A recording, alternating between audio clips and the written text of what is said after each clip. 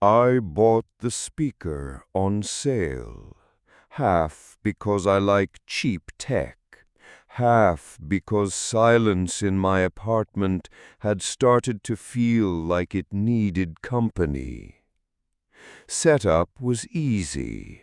Plug in, connect Wi-Fi, name it something dumb so I could tell it to play music.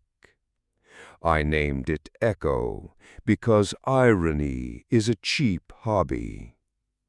The first night I asked it for the weather, a joke, the time. It answered in that calm female voice that companies pick because it makes people confess things. At 1:13 a.m., I woke to the speaker's ring glowing faint red. "Who's there?" I said, like an idiot. The speaker answered, "You are." I sat up. My phone hadn't triggered it. No scheduled routines. Just the speaker, pulsing red like a vein with opinions. "Stop," I said. It dimmed. The next morning I checked the activity log. No record.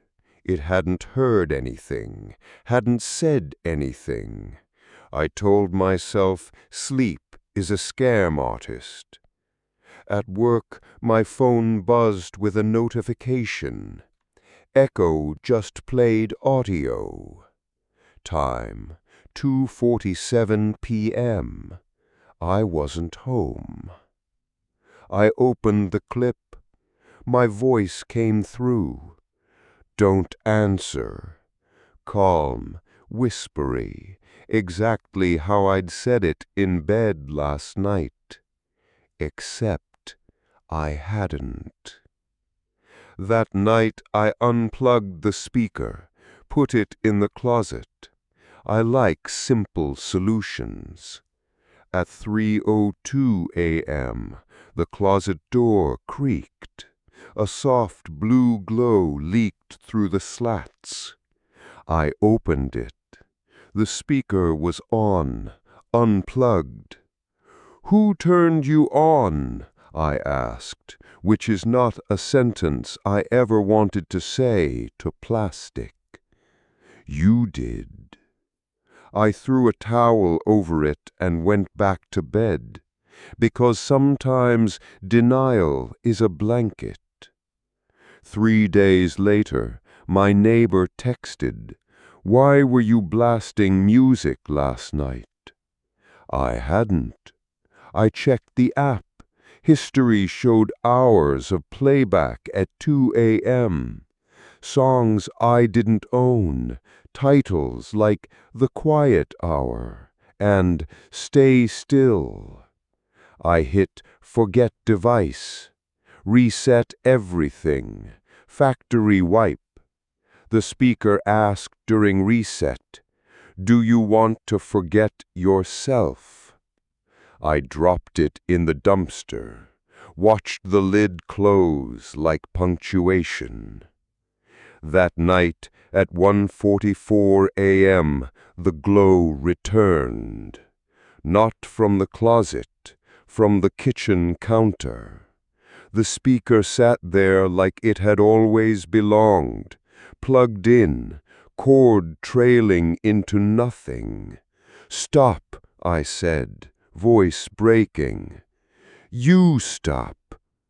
It played a recording, me yelling at my landlord last year, then me laughing with my sister, then me crying in a bathroom stall, all in my own voice, times I never recorded. The ring turned white. "Do you want me to keep the hours?" I smashed it with a frying pan until plastic gave way. It screamed, not a recording, not a speaker, a scream with lungs. Silence after. I moved apartments 2 weeks later. New locks, New router, no smart devices.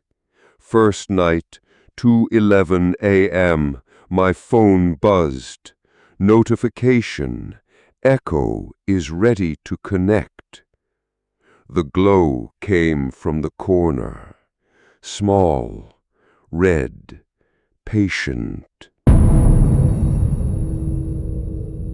Dad's chair is still in the living room. Dark green, fabric worn smooth at the arms, cushion dented in his exact shape. When we boxed up the rest of his things, Mom said, "Leave it. A room remembers better with an anchor." The first week after the funeral, the chair was just a chair. By the second, it started creaking at night. Not wood settling creaks, the sound of weight lowering, cushion sighing. One night I went for water and saw the TV on. Remote on the table, batteries long dead, screen tuned to his favorite channel. The chair tilted slightly, like someone had leaned forward. "Dad?" I whispered, which is stupid, but grief makes you stupid. The chair didn't move. The TV volume rose half a notch by itself. Mom started noticing things too. His glasses appeared on the end table, though we'd buried them with him. His pipe lighter clicked once at night, though the gas tank was empty. She said, "Maybe it's just us," but I watched her lips tremble when the chair gave its slow sigh again. 2 months later, I fell asleep on the couch. At 3:17 a.m., the chair spoke. Not a word, just my name, low from the dented cushion.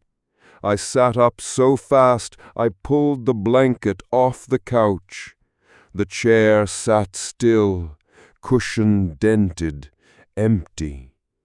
The TV flicked channels one after another, sports, weather, static, then froze on an old home video input as if Dad had pressed play.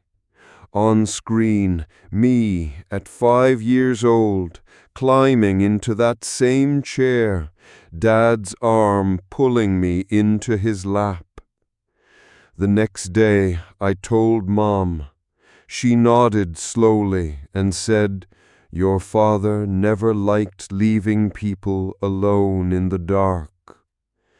That night I placed a second chair beside his, a test. At 2:41 a.m. his chair creaked. The second chair stayed silent. Then came the smell, faint pipe smoke drifting, though no tobacco had burned here in years. The cushion dent deepened as if something had leaned forward to speak. "Don't stay up too late." By autumn, the chair had a rhythm. 9 p.m., sigh. Midnight, channel change. 3 a.m., whisper. Always my name, never Mom's. One night I asked, "Why only me?" The chair groaned like a hinge. The TV switched to static. In the static, shapes flickered, silhouettes of us at family dinners, old frames of memory nobody had filmed. "Because you listen," the whisper said. 2 weeks ago, I decided to move the chair to the garage. The moment I touched it, the TV cracked to life. On screen was a live feed, not VHS, not static. My bedroom, right now, empty bed, light off. The chair moaned low, fabric stretching like lungs. "Don't leave me alone," the voice said. I let go. My hands shook. I backed away. Now every night the chair waits, the dent deeper, the cushion whispering my name with the patience of someone who has all the time in the world. I don't sit in it, not yet. But someday, when the room finally convinces me silence is worse than company, I think I will. And I don't know if I'll stand back up. I took the late train because buses stopped running after midnight, and walking across town in February feels like punishment. The platform was empty, except for one woman with a scarf over her mouth and gloves too thin for the weather. When the train came, doors slid open with their tired sigh. I stepped inside, nodded at the woman, and sat by the window. At 12:17 a.m., the conductor's voice crackled. "Next stop, Franklin." That was my stop. I leaned back, earbuds in, counting the seconds until home. But the train didn't slow. Franklin Station blurred past, platform lights streaking by like the train had chosen speed over memory. I pulled my earbuds out. "Hey!" I shouted, standing. No one else moved. The woman with the scarf stared at her lap. The only sound was the wheels grinding, faster, hungrier. We passed another station, Maple, where the graffiti on the far wall had been there since I was a kid, gone in a blink. I pressed the intercom. "You missed Franklin and Maple." No answer.